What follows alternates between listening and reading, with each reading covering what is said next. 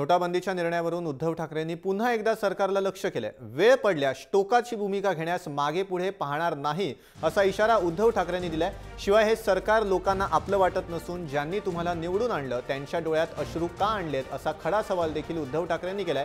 तसंच त्रास होत असेल तर जनतेने आक्रोश केला पाहिजे असं देखील उद्धव ठाकरेंनी म्हटलंय। टोकाची भूमिका घ्यायला मी कधी मागे पुढे पाहणार नाही हे सांगतो। पण आता मी जे तुमच्या आधीच्या प्रश्नाला उत्तर देताना सांगितलं की आता हे राजकीय पक्ष त्याच्यात म्हणजे शिवसेनेनेच पहिल्यांदा आवाज उठवला आणि त्याच भूमिकेवरती आता सगळेजण आवाज उठवत आहेत। याचं श्रेय काय मला हवं याच्यातला भाग नाही आहे। पण हे राजकीय पक्ष करत असताना ज्यांच्यासाठी करतोय त्या जनतेने सुद्धा आता त्यांच्यात आवाजात आवाज मिसळला पाहिजे।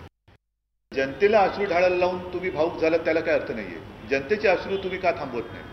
नुसते अश्रू पुसणं नाही, पहिले त्यांच्या डोळ्यात अश्रू येऊच का दिले? तुम्ही अश्रू येऊच का दिले? ही भाऊक तुम्हाला तिकडे दिसली पाहिजे। तुम्ही नुसते अश्रू ढाळले म्हणजे तुम्ही भाऊक झालात ठीक आहे, एका मर्यादेपर्यंत आपण पाहिलं। पण ज्या जनतेने तुम्हाला एका आशेने निवडून दिलं, ज्या जनतेच्या डोळ्यात तुम्ही स्वप्न राखली त्या डोळ्यामध्ये तुम्ही आज अश्रू आणतात, ही भाऊकता उपयोगाची नाही।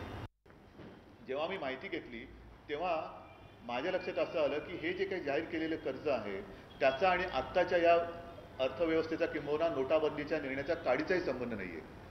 दरवर्षी साधारणतः या सुमारास नाबार्डकडनं शेतकऱ्यांना कर्ज दिलं जातं आणि हे कर्ज दिल्यानंतर ते शेतकरी त्यांच्या त्या आता रबी पिकाचा हंगाम सुरू होईल त्याच्यामध्ये ते कर्ज वापरलं जातं। आजपर्यंत कधीही प्रेसमध्ये जाहीर करून कर्ज दिलं गेलं नव्हतं, ते यावर्षी प्रथम दिलं गेलं आणि त्याचा साधारणतः असा आभास तयार केला गेला की जिल्हा बँकांना आता या सगळ्या सोयी आम्ही पुन्हा सुरू करायला परवानगी दिलेली आहे, असा एक आभास तयार केला गेला। पण त्याचा काही संबंध नाही आहे।